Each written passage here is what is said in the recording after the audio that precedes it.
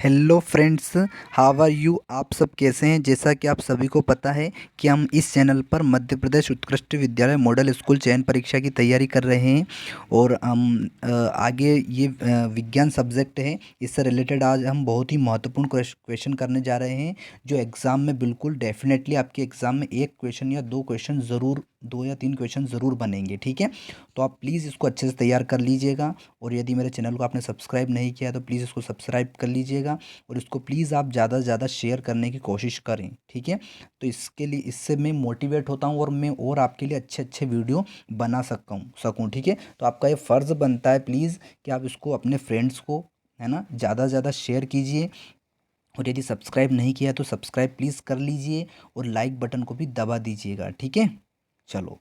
तो बहुत ही अच्छे क्वेश्चन है, बहुत बहुत वेरी वेरी, मतलब जितना बोले उतना कम है क्योंकि ये क्वेश्चन आते ही एग्ज़ाम में। ठीक है, चलो फर्स्ट क्वेश्चन देखो क्या है।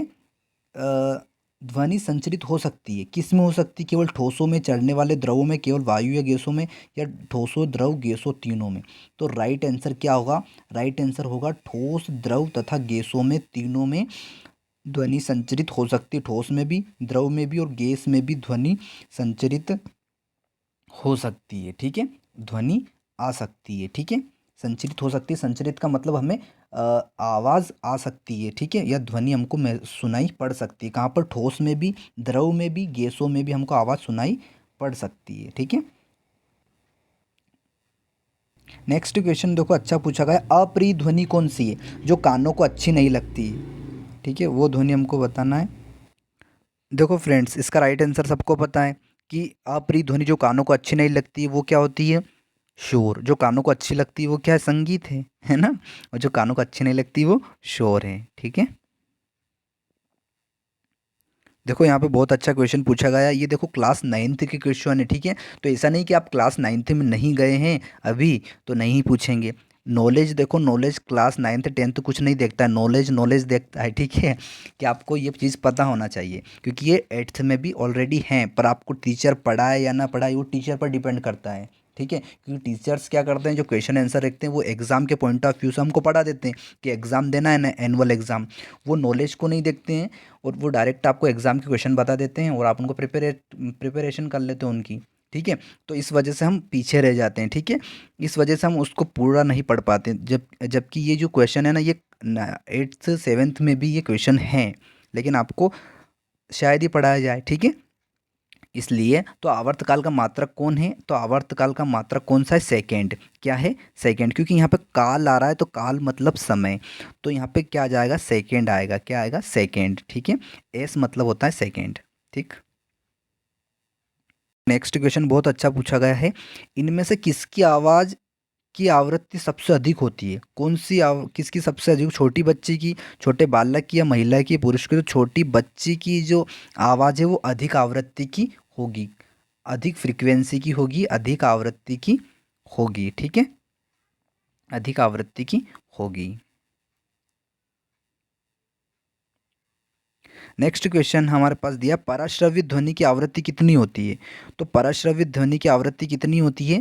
इसका इसका आंसर आएगा 2000 हर्ट्ज। हर्ट्ज क्या है वो मैं आपको अभी बताऊंगा। हर्ट्ज क्या है? पराश्रवित ध्वनि की आवृत्ति कितनी होती है? तो 2000 हर्ट्ज, 2000 हर्ट्ज होती है। हर्ट्ज क्या होती है? हर्ट्ज, हर्ट्ज जो है ये हर्ट्ज, ये वाला हर्ट्ज, ये आवृत्ति का मात्रक होता है। तो आपसे ये क्वेश्चन पूछा गया है एंट्रेंस एग्जाम में स्कूल ऑफ एक्सीलेंस की, क्या कि आवृत्ति का मात्रक क्या होता है? तो आवृत्ति का मात्रक क्या होता है? हर्ट्ज होता है। ठीक है, आपको याद रखना पड़ेगा, हर्ट्ज होता है। ठीक है, चलो नेक्स्ट देखो, हमें कोई ध्वनि सुनाई देती है, इसका क्या कारण है? इसका क्या कारण है बताओ? हमें कोई ध्वनि सुनाई दे रही है तो इसका कारण क्या है? परावर्तन, घर्षण, कंपन या प्रकाश? तो इसका मुख्य मेन जो कारण है, रीज़न है, वो है कंपन, वाइब्रेशन, वाइब्रेट। जो वाइब्रेट करती कोई चीज़ है वो हमें सुनाई देती है। ठीक है, कोई सी भी चीज़ यदि कंपन करती है तभी हमें वो सुनाई देती है। देखो ये क्या क्वेश्चन पूछा है, मानव के कानों के लिए श्रव्यता परास कितनी है? तो मानव कितनी आवृत्ति की ध्वनि सुन सकता है? तो 20 हर्ट्ज से 20,000 हर्ट्ज तक वो ध्वनि सुन सकता है। मैक्सिमम है 20,000 हर्ट्ज तक वो ध्वनि सुन सकता है बस। इससे ज़्यादा यदि वो सुनेगा तो उसके कान फट जाएंगे, उसका कान का जो पर्दा है वो फट जाएगा यदि वो 20,000 से भी ज़्यादा ध्वनि को सुनता है तो, ठीक है ना। और 20,000 हर्ट्ज से कम की सुनता है तो उसको सुनाई ही नहीं पड़ेगी, उसको सुनाएगी नहीं, ठीक है। 20,000 से हर्ट्ज से कम की ध्वनि को सुनता है तो उसको सुनाई नहीं पड़ेगी, और 20,000 हर्ट्ज से सुनता है तो सुनाई पड़ेगी, और 20,000 हर्ट्ज से यदि अधिक की ध्वनि सुनता है तो उसके कान के पर्दे फट सकते हैं, ठीक है। चलो, तो क्या आएगा, कितनी आवृत्ति की ध्वनि सुन सकता है, 20 हर्ट्ज से 20,000 हर्ट्ज तक। नेक्स्ट देखो, नेक्स्ट क्वेश्चन देखो, ये बहुत अच्छा क्वेश्चन। अवश्रव्य ध्वनि की आवृत्ति कितनी होती है, तो 20 हर्ट्ज से कम। अवश्रव्य ध्वनि की आवृत्ति कितनी होती है, 20 हर्ट्ज से कम। तो आपसे ऐसे भी क्वेश्चन पूछ सकते हैं कि मानव सॉरी मानव मानव कौन सी ध्वनि नहीं सुन सकता है, तो अवश्रव्य ध्वनि। कौन सी ध्वनि, अवश्रव्य ध्वनि वो नहीं सुन सकता है, ठीक है ना। तो यहाँ पे अभी हमारा क्वेश्चन क्या था, हमारा क्वेश्चन ये है अवश्रव्य ध्वनि की आवृत्ति कितनी होती है, तो उसका आंसर आ रहा है 20 हर्ट्ज से कम। और आपसे ये पूछा जाए पराश्रव्य ध्वनि की आवृत्ति कितनी होती है, तो अभी हमने पढ़ा क्वेश्चन, पराश्रव्य ध्वनि की आवृत्ति होती है 2000 हर्ट्ज, 2000 हर्ट्ज, ठीक है। ये होती है कौन सी, पराश्रव्य ध्वनि की, और अवश्रव्य ध्वनि 20 हर्ट्ज से कम, ठीक है। तो प्लीज़ आप इनको देखो, कंफ्यूज हो सकते हैं हम, तो प्लीज़ आप इनको नोट डाउन कीजिएगा और अच्छे से लर्न कीजिएगा, क्योंकि ऐसे क्वेश्चन एग्जाम में पूछे गए हैं पहले, ठीक है। तो ऐसे ही क्वेश्चन आपके एग्जाम में आएंगे। चलो नेक्स्ट देखो आगे। नेक्स्ट क्वेश्चन हमारे पास है कंपन का एसआई, कंपन आयाम का एसआई मात्रक। कंपन आयाम का एसआई मात्रक क्या होता है, तो मीटर होता है। क्या होता है, मीटर होता है। कंपन का एसआई मात्रक होता है मीटर। देखो ये क्वेश्चन आ ही गया, मैंने बता रहा था आपको। आवृत्ति का मात्रक क्या होता है, हर्ट्ज। क्या होता है, हर्ट्ज होता है, ठीक है। आवृत्ति का मात्रक हर्ट्ज होता है। देखो नेक्स्ट क्वेश्चन है, ध्वनि की प्रबलता किस किस कारक पर निर्भर करती है, तो ध्वनि की जो प्रबलता है वो किस कारक पर निर्भर करती है, तो वो आयाम पर निर्भर करती है। ध्वनि की प्रबलता किस पर निर्भर करती है, आयाम पर निर्भर करती है, ठीक है। ध्वनि की प्रबलता को किस किस में मापा जाता है, तो इसका याद रखना, डेसिबल में। किस में मापा जाता है, डेसिबल, डेसिबल में मापा जाता है। ध्वनि की प्रबलता को किस पैमाने में मापा जाता है, डेसिबल में मापा जाता है। किस में मापा जाता है, डेसिबल में, ठीक है। ये आपको याद कर लेना या नोट डाउन कर लेना, ध्वनि की प्रबलता को किस में मापा जाता है, डेसिबल में। नेक्स्ट क्वेश्चन है हमारे पास, ध्वनि तरंगों की प्रकृति होती है। ध्वनि तरंगों की प्रकृति कैसी होती है, तो अनुदैर्ध्य। क्या होती है, अनुदैर्ध्य, ठीक है। ध्वनि तरंगों की प्रकृति कैसी होती है, अनुदैर्ध्य।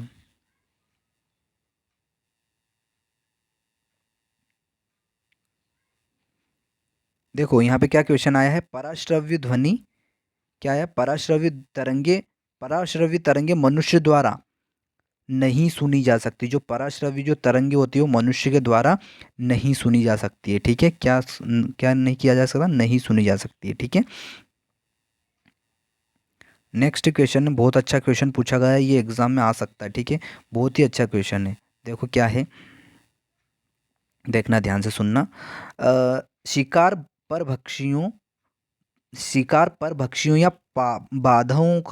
बाधाओं का पता लगाने के लिए चमगादड़ या डॉल्फिन किस परिघटना का उपयोग करते हैं, तो किस परिघटना का उपयोग करते हैं, तो वो क्या करते हैं, डॉल्फिन जो होता है, डॉल्फिन भी एक मछली का नाम है, फिश का। तो चमगादड़ या डॉल्फिन किस परिघटना का उपयोग करते हैं, तो ध्वनि का, प्रतिध्वनि का निर्धारण। क्या करते हैं, प्रतिध्वनि का वो निर्धारण करते हैं। वो अपनी ध्वनि छोड़ते हैं और वो किसी चीज़ से टकरा कर वापस आ जाती है उनके पास। वो अपनी ध्वनि क्या करते हैं, छोड़ते हैं, किसी भी छोड़ते हैं, और वो यदि किसी से टकरा कर वापस आ जाती है तो उनको पता चल जाता है कि यहाँ पर कोई जीव है, और उस पर वो हमला बोल देते हैं, ठीक है। तो ऐसे प्रतिध्वनि का वो उपयोग करते हैं। पहले वो क्या करते हैं, चमगादड़ पहले अपनी आवाज़ निकालते हैं, ठीक है। उसके बाद वो क्या करते हैं, उसके बाद वो, जैसे ये मान लो ये कोई वस्तु है और इधर से ध्वनि आ रही है किसकी, चमगादड़ की या डॉल्फिन की, ठीक है, तो वो उससे परावर्तित होकर उससे वापस टकरा कर वापस उनके पास जाती है और उनको सुनाई पड़ती है, ठीक है। तो इस वजह से नेक्स्ट देखो फ्रेंड्स, अगला है ये क्या बोल रहा था मैं, डॉल्फिन किस परिघटना का उपयोग करते हैं, तो इसका आएगा प्रतिध्वनि का निर्धारण करते हैं, ठीक है, क्योंकि वो कोई सी भी चीज़ परावर्तित होती है, सॉरी कोई सी चीज़ वो ध्वनि छोड़ते हैं, उसके बाद उनके पास वो ध्वनि वापस आती है चमगादड़ डॉल्फिन के पास, और वो उन पर फिर हमला बोल देते हैं, उनको पता चल जाता है कि यहाँ पर कोई वस्तु है या कोई जानवर एनिमल्स हैं, ठीक है। तो प्रतिध्वनि का उपयोग करते, प्रतिध्वनि क्या होती है, जो टकरा कर वापस आती है, ठीक है, उसको कहा जाता है प्रतिध्वनि। नेक्स्ट क्वेश्चन देखो, चंद्रमा पर धरातल से दूर विस्फोट सुनाई पड़ता है।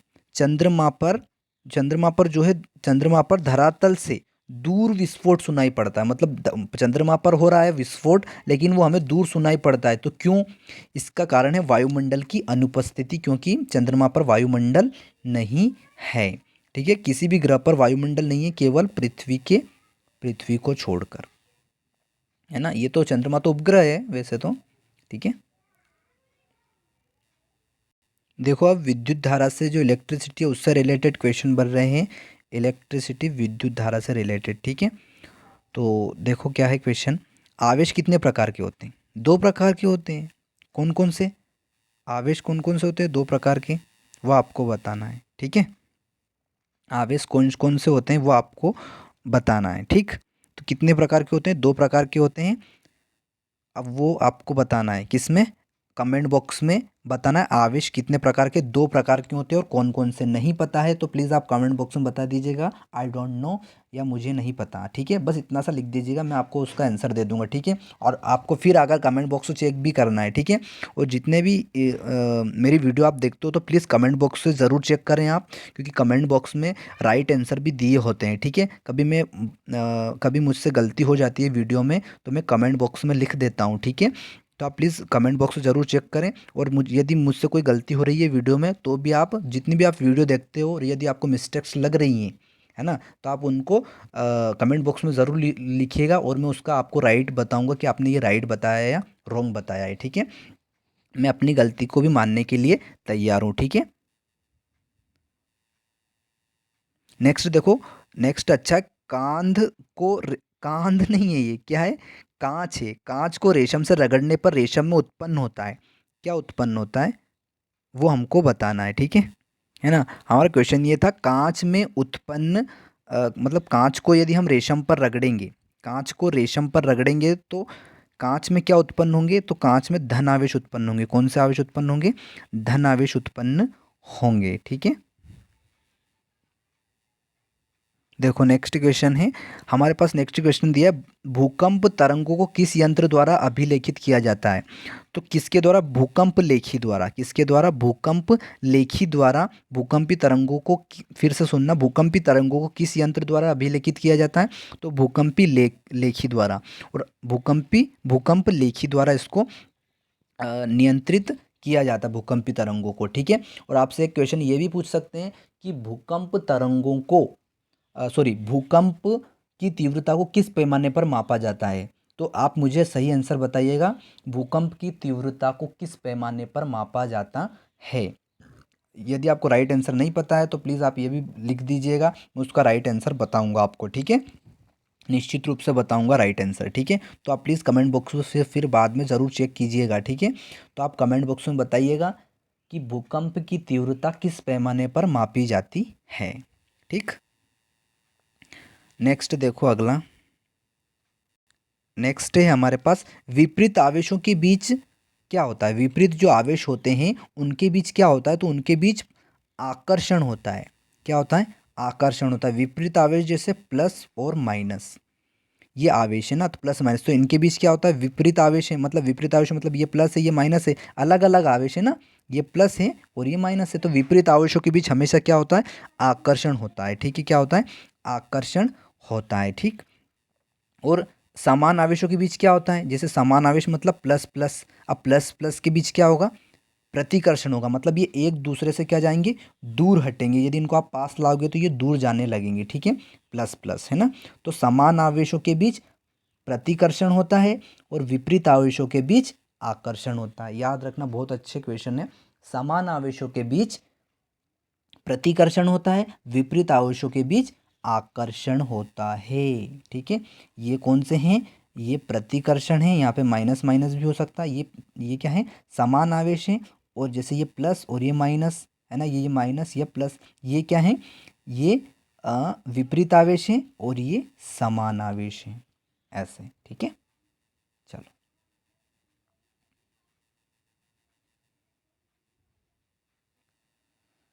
नेक्स्ट है आकाशीय विद्युत विसर्जन को क्या कहा जाता है। बहुत अच्छा क्वेश्चन है। आकाशीय विद्युत विसर्जन को क्या कहा जाता है, आकाश विद्युत विसर्जन को क्या कहा जाता है, तो तड़ित कहा जाता है। क्या कहा जाता है, तड़ित। आकाशीय विद्युत विसर्जन को क्या कहा जाता है, तड़ित कहा जाता है। नेक्स्ट क्वेश्चन देखो क्या है, तड़ित बिजली गिरना से सुरक्षा के लिए क्या करना चाहिए, मतलब बिजली गिरने से सुरक्षा के लिए क्या करना चाहिए। तो खुली जगह में घुटनों के बल सिमट कर सिर को हाथों के पास रख लेना चाहिए, सिर को हाथों के पास रख लेना चाहिए, ठीक है। देखो ये क्वेश्चन मैंने आपसे पूछा गया था, अभी मैंने पूछा था भूकंप की तीव्रता मापने वाले यंत्र को क्या कहते हैं। तो भूकंप की तीव्रता मापने वाले यंत्र को क्या कहते हैं, वो आप कमेंट बॉक्स में मुझे बताइएगा, ठीक है। क्योंकि ये क्वेश्चन है ना, पिछले ओल्ड पेपर में पूछा गया है, तो मुझे पता चल जाएगा आपने ओल्ड पेपर मेरे चैनल से करे हैं या नहीं है, किसी भी चैनल से करे हैं या नहीं करे हैं, ठीक है। चलो, तो प्लीज़ इसका आंसर ज़रूर बताइएगा आप, ठीक है। देखो नेक्स्ट क्वेश्चन है, निम्नांकित में से किसे रगड़ने से आसानी से आवेशित नहीं किया जा सकता। प्लास्टिक पैमाना, ऊनी वस्त्र या फूला हुआ गुब्बारा। तो किसे आसानी से हम रगड़ने से आवेशित नहीं कर सकते, तो तांबे की छड़ को। किसको, तांबे की छड़ को हम आसानी से आवेशित नहीं कर सकते हैं, ठीक है। नेक्स्ट क्वेश्चन हमारे पास है, झारखंड की एक प्रमुख आपदा जिससे अधिक व्यक्ति प्रभावित होते हैं, तो तड़ित। किससे, तड़ित। जैसे जो बिजली गिरती है ना बारिश में, उसे हम तड़ित कहते हैं, ठीक है। जो बिजली गिरती है ना बारिश में, उसको हम तड़ित कहते हैं, ठीक है। झारखंड की एक प्रमुख आपदा जिससे अधिक व्यक्ति प्रभावित होते हैं, वो है तड़ित, जो बिजली गिरती है, ठीक है। अब अब आप इसका आंसर आप बताएंगे समान आवेशों के बीच क्या होता है, ठीक है। इसका आंसर आप कमेंट बॉक्स में ज़रूर बताइएगा, ठीक है। समान आवेशों के बीच क्या होता है, आप क्वेश्चन ज़रूर लिखा करें कि इसका आंसर हमने दिया है, ठीक है। थोड़ा सा ये कर देना ताकि मुझे पता चल जाता है कि आपने इसका आंसर दिया है, ठीक है। वैसे तो मुझे यूँ भी पता चल जाता है, पर उससे और क्लियर हो जाता है, ठीक है। समान आवेशों के बीच क्या होता है, आप कमेंट बॉक्स में मुझे बताइएगा। नेक्स्ट क्वेश्चन है हमारे पास, विद्यालय भवनों के ऊपर त्रिशूल आकार की धातु की पट्टी लगाई जाती है, त्रिशूल आकार की। तो क्यों लगाई जाती है, विद्युत विसर्जन से बचने के लिए, विद्युत विसर्जन से बचने के लिए वो लगाई जाती है, ठीक है। देखो नेक्स्ट क्वेश्चन है क्या है, निम्नलिखित में से किसे घर्षण द्वारा, अब वहाँ पे क्या था पहले रगड़ने पर, वहाँ पे ऐसा था किसी निम्नलिखित में से एक क्वेश्चन था पीछे, निम्नलिखित में से किसे रगड़ने पर आसानी से आवेशित नहीं किया जा सकता, तो हमने टिक किया था तांबे की छड़, ठीक है। अब यहाँ पे क्वेश्चन हमारा ये पूछा गया है कि निम्नलिखित में से किसे घर्षण द्वारा, घर्षण मतलब रगड़ना, किसी चीज़ को, दोनों दो चीज़ें हैं जिसको बहुत ज़्यादा रगड़ा जाता है ना, घिसा जाता है ना, तब घर्षण द्वारा आसानी से आवेशित नहीं किया जा सकता। किसे रगड़ने पर, मतलब घर्षण के द्वारा आवेशित नहीं किया जा सकता। रगड़ना थोड़ा सा अलग होता है, घर्षण के कारण बोल रहे हैं तो वो थोड़ा सा अलग है, ठीक है। घर्षण द्वारा आसानी से आवेशित नहीं किया जा सकता, तो उसके लिए आएगा ऊनी वस्त्र। क्या आएगा, ऊनी वस्त्रों को आसानी से आवेशित नहीं किया जा सकता, ठीक है। केवल ऊनी वस्त्रों को, ठीक है, उनको आपस में रगड़ने पर आवेशित नहीं किया जा सकता, ठीक है।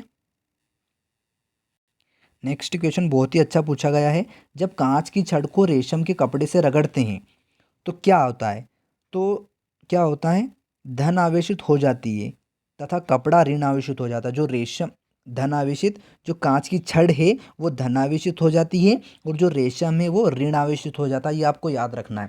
कांच, जो कांच को यदि रेशम के कपड़े पर हम रगड़ते हैं तो जो कांच है वो धनावेशित हो जाता है, और जो कपड़ा है वो, जो रेशम है वो क्या हो जाता है, ऋण आवेशित हो जाता है ना। ये आपको याद रखना है।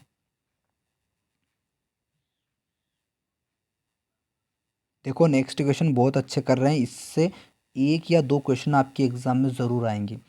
2 या 1, इन दोनों में से दो क्वेश्चन तो आपके एग्जाम में ज़रूर पूछे जाएंगे, ये जो आप कर पा रहा हूँ मैं, ठीक है। और पीछे भी बहुत अच्छे क्वेश्चन करे हमने, तो इसका आंसर आप सभी को पता है क्या होगा। हमारे सौर परिवार में कितने ग्रह हैं, 8 है, 9 नहीं है, 8 है, ठीक है, ये याद रखना आप। नेक्स्ट क्वेश्चन हमसे पूछा गया है, सूर्य से, किससे, सूर्य से पृथ्वी कितनी दूरी पर है, सूर्य से पृथ्वी कितनी दूरी पर है। तो इसका राइट आंसर हो जाएगा, इसका ये राइट आंसर हो जाएगा, ठीक है। 8.3 प्रकाश वर्ष इतनी दूरी है, कौन, पृथ्वी, कौन, पृथ्वी, किससे, सूर्य से, किससे। नेक्स्ट क्वेश्चन देखो, पृथ्वी की सबसे पृथ्वी की सबसे निकट निकट ग्रह कौन सा है। तो पृथ्वी के पृथ्वी के निकट कौन सा है, शुक्र है ना, पृथ्वी के, और सूर्य के निकट बुध है। सूर्य के निकट कौन सा ग्रह है, बुध है। पृथ्वी के निकट कौन सा है, शुक्र है, ठीक है। पृथ्वी के निकट कौन सा है, शुक्र है, और सूर्य के निकट कौन सा ग्रह है, बुध है, ठीक है। देखो नेक्स्ट क्वेश्चन बहुत ही अच्छा पूछा गया है, रात्रि के समय साफ आकाश और काली रात में टूटते तारे दिखाई देते हैं, ये क्या है, ये उल्काएं हैं। क्या है ये उल्काएं हैं, जो रात्रि में तारे टूटते दिखाई देते हैं वो क्या है, उल्काएं हैं। देखो ये क्वेश्चन एग्जाम में पूछा गया था, एंट्रेंस एग्जाम में। क्या था, निम्न में से कौन प्राकृतिक उपग्रह है, कौन सा है, चंद्रमा जो है वो क्या है, प्राकृतिक उपग्रह है, ठीक है, उपग्रह है, ठीक है।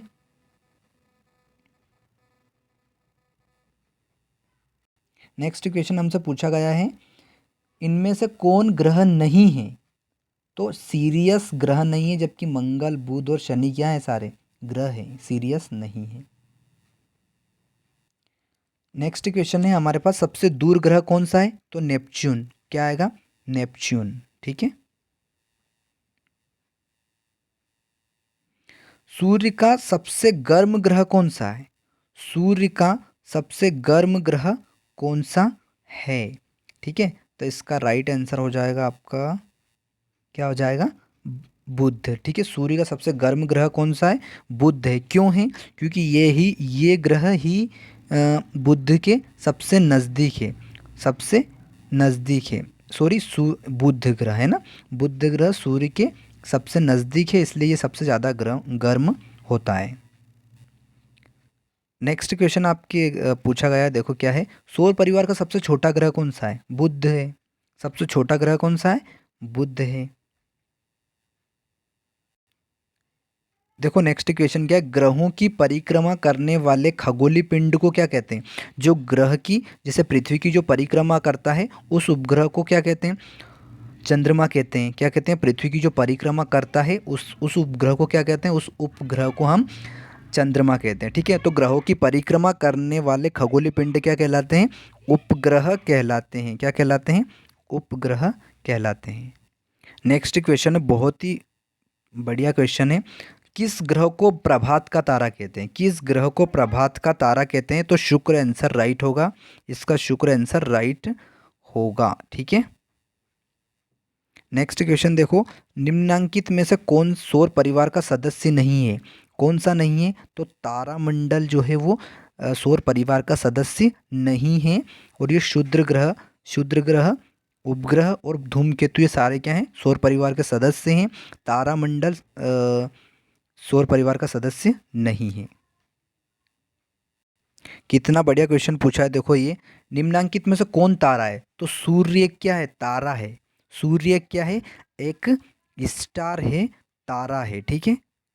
सूर्य क्या है, तारा है, ठीक है। नेक्स्ट क्वेश्चन देखो, सूर्य की सबसे ऊपरी सतह का तापमान कितना होता है। जो सूर्य की ऊपरी सतह होती है उसका तापमान कितना होता है, 6000 सेंटीग्रेड होता है। कितना है, 6000 सेंटीग्रेड होता है। नेक्स्ट क्वेश्चन है हमारे पास, खगोलीय पिंडों की दूरी को किस इकाई में मापा जाता है? तो खगोलीय पिंड की दूरी को सौर वर्ष में मापा जाता है। किस में मापा जाता है?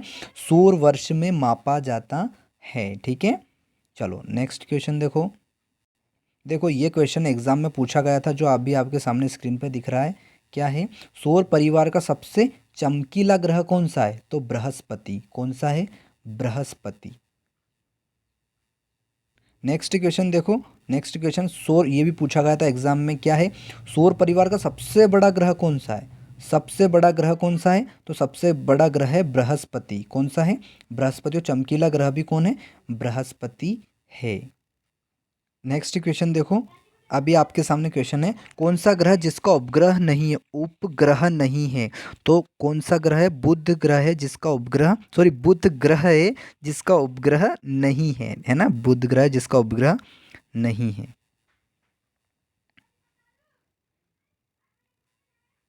नेक्स्ट क्वेश्चन हमारे पास पूछा गया है, मौसम की भविष्यवाणी दूरसंचार सुदूर संवेदना में उपयोग किया जाता है।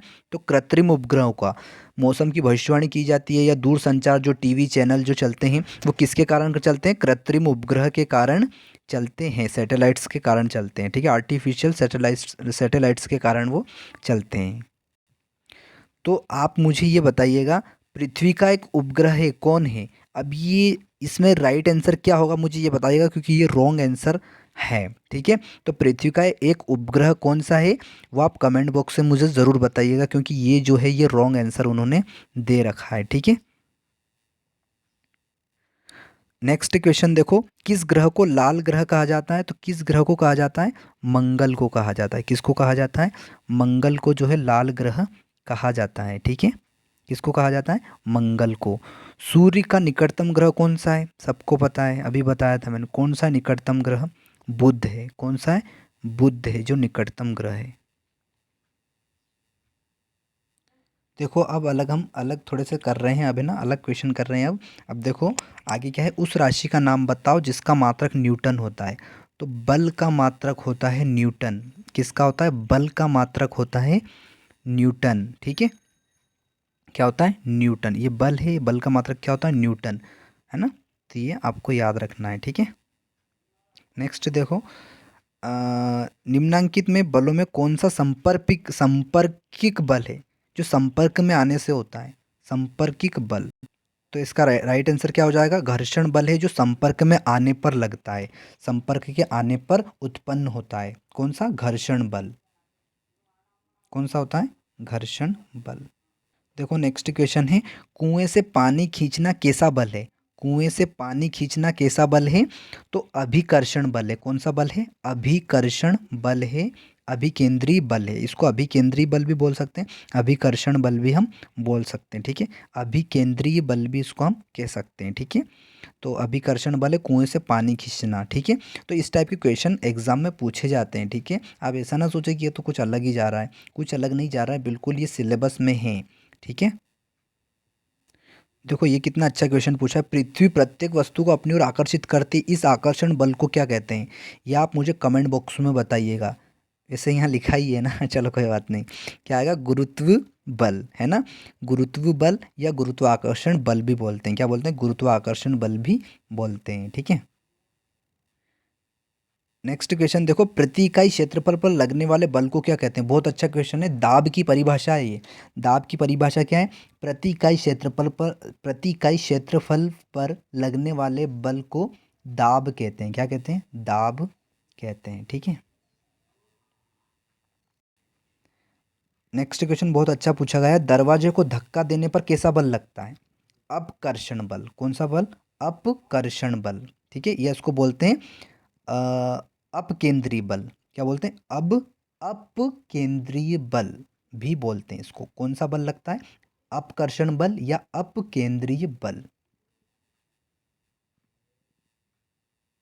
नेक्स्ट क्वेश्चन देखो बहुत ही अच्छा पूछा गया, शुष्क मौसमों में बालों में कंघी करने पर वो बिखर जाते हैं। देखा होगा आपने, जो सूखे बाल रहते हैं, शुष्क मतलब सूखा, शुष्क जो बाल रहते हैं शुष्क मौसम में, जो सूखा मौसम मतलब गर्मी का मौसम, आप ऐसे समझ सकते हो। गर्मी का जो मौसम होता है उसमें कंघी करने पर बाल क्या हो जाते हैं? बिखर जाते हैं।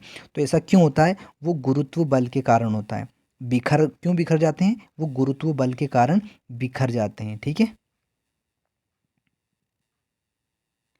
देखो नेक्स्ट क्वेश्चन, बल का मात्रक क्या होता है? न्यूटन होता है, सभी को पता है। देखो ये अच्छा क्वेश्चन पूछा गया है, बहुत ही मोस्ट टाइम भी क्वेश्चन है।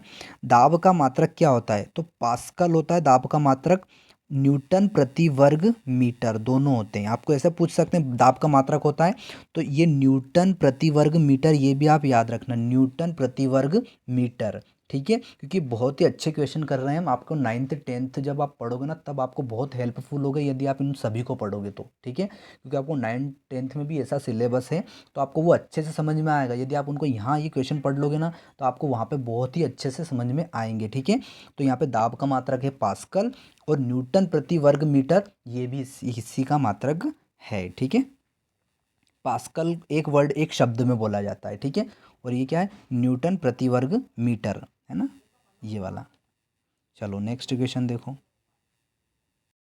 नेक्स्ट क्वेश्चन है हमारे पास, बेलों द्वारा गाड़ी को खींचना किस बल का उदाहरण है? तो पेशी बल। किसका उदाहरण है? पेशी बल का उदाहरण है। यदि आप चलते भी हो ना, तो वो किसका उदाहरण है? पेशी बल का। बेलों द्वारा गाड़ी को खींचने पर किस बल, कौन सा बल लगता है? पेशी बल लगता है। ठीक है, आप यदि कोई वस्तु को उठाते हैं ना, तो आप पर भी कौन सा बल लगता है? पेशी बल आप लगाते हो। कौन सा बल लगाते हो आप? पेशी बल लगाते हो। ठीक है, कौन सा बल लगाते हो? पेशी बल लगाते हो आप, है ना। यदि आप कोई वस्तु उठा रहे हो, कोई सा सामान उठा रहे हो आप, तो उस पर आप कौन सा बल लगाओगे? पेशी बल लगाओगे। इस क्वेश्चन का आंसर आप ही देना। ठीक है, कोई भी वस्तु किस बल के कारण पृथ्वी पर गिर जाती है, तो इसका आंसर आप क्वेश्चन देना। ठीक है, कमेंट बॉक्स में। ठीक है, देखो ये क्या क्वेश्चन है, बल क्या है? तो बल में क्या होता है? बल में परिमाण, ये परिणाम गलत है। ठीक है, परिणाम गलत है, मैं क्या बोल रहा हूँ? परिमाण। क्या? परिमाण। परिमाण मतलब परिमाण मतलब क्या? परिमाण मतलब आप ये समझ सकते हो, जैसे हम बोले कि 2 किलोग्राम गेहूँ, तो जो 2 किलो है, 2 किलोग्राम गेहूँ, तो जो 2 किलो है, किलोग्राम है, वो क्या है? परिमाण है। किसका? गेहूँ का। गेहूँ का परिमाण कितना है? 2 किलो। इसी तरह बल का परिमाण होता है, परिणाम नहीं, परिमाण और दिशा दोनों होते हैं। बल में क्या होते हैं? फोर्स। फोर्स इंग्लिश में बोलते हैं फोर्स, दोनों क्या होते हैं? परिमाण भी होता है, और मैग्नीट्यूड इंग्लिश में बोलते हैं, मैग्नीट्यूड भी होता है, और डायरेक्शन भी होते हैं, दिशा भी होती है। ठीक है, किसमें? बल में। देखो फ्रेंड्स, इसका आंसर क्या आ जाएगा? भार का मात्रक क्या होता है? भार का मात्रक हो जाएगा न्यूटन। ठीक है, ये क्या हो जाएगा? न्यूटन हो जाएगा। भार का मात्रक क्या हो जाएगा? न्यूटन। ठीक है, क्या हो जाएगा? न्यूटन। नेक्स्ट क्वेश्चन ये दिया है, बल का प्रयोग किस परिवर्तन में लाने में किया जाता है? जो बल का प्रयोग है वो किस परिवर्तन में लाने में किया जाता है? तो वस्तु की गति में। जो वस्तु का जो मोशन, जो थिंग्स का जो मोशन होता है, उसको चेंज करने में फोर्स का यूज़ किया जाता है। ठीक है, परिवर्तन करने में वस्तु की गति का परिवर्तन करने में बल का उपयोग किया जाता है। ठीक है,